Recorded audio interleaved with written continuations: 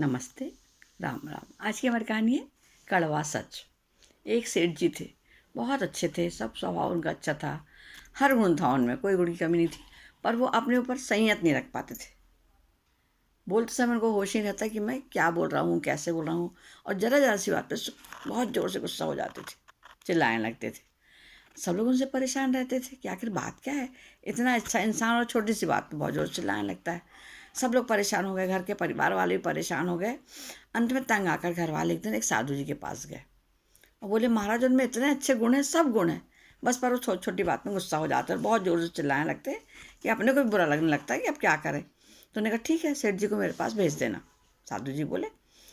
तो वो लोग चले गए कि हाँ, सेठ जी को हम आपके पास भेज देंगे। वो लोग गए तो उन्होंने सेठ जी से बात की, मनाया उनको, थोड़ा बोला कि यहाँ चलें अपन देखें। पर सेठ जी थे कि माने नहीं, क्योंकि उनको साधु महात्माओं पर विश्वास ही नहीं था। वो नहीं गए वहाँ। जब वहाँ नहीं गए तो अचानक एक दिन साधु जी घूमते घूमते खुद ही उनके घर आ गए और बैठे। सेठ जी साधु को देखकर बहुत बुरमानाए, पर कुछ बोल नहीं पा रहे थे, क्या बोल कैसे करें इनको, कैसे यहाँ से अलग किया जाए। तो साधु जी बैठ गए चुपचाप और उनने उनको एक गिलास में एक थोड़ा द्रव्य पीने को दिया, तरल पदार्थ पीने को दिया और कहा कि मैं आपके लिए ये हिमालय से लेकर आया हूँ। सेठ जी पहले तो नहीं पीना चाह रहे थे, क्योंकि वो तो गुस्से में थे और वो तो विश्वास ही नहीं करते थे इन बातों पर अंत में साधु जी के बहुत कहने पर सेठ जी ने उसको मुंह से लगाए तो वो बहुत कड़वा था।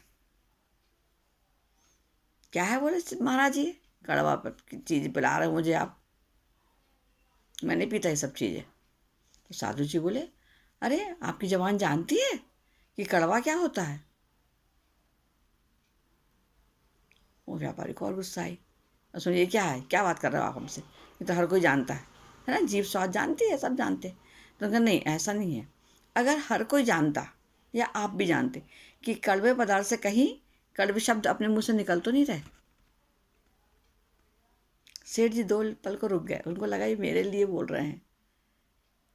तो उन्होंने कहा, सेठ जी याद रखिए, आप बहुत अच्छे इंसान हो और आपके कटु वचन ही सबको अखर जाते, बुरे लग जाते और दूसरों को दुखी पहुंचाते हैं।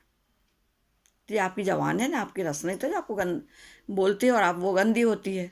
सेठ जी समझ गए कि साधु जी मुझे ही समझाने के लिए सब बात कर रहे हैं।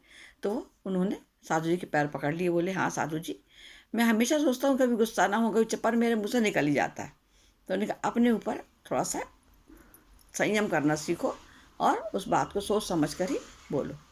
सेठ जी ने बहुत बहुत धन्यवाद दिया उन साधु जी को और उन्होंने कहा, आप ये लाए क्या थे हिमालय से, ये तो बता दीजिए पंडित जी।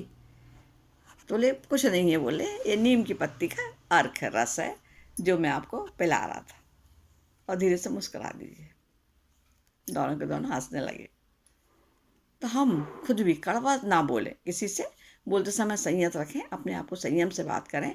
कितनी भी बात अपन को बुरी लगे पर अपन को अपने मुंह से गलत शब्द नहीं बोलना चाहिए, क्योंकि बोले हुए शब्द व्यक्ति को लग जाते हैं और वो बहुत दुखी करते हैं। नमस्ते, राम राम, धन्यवाद।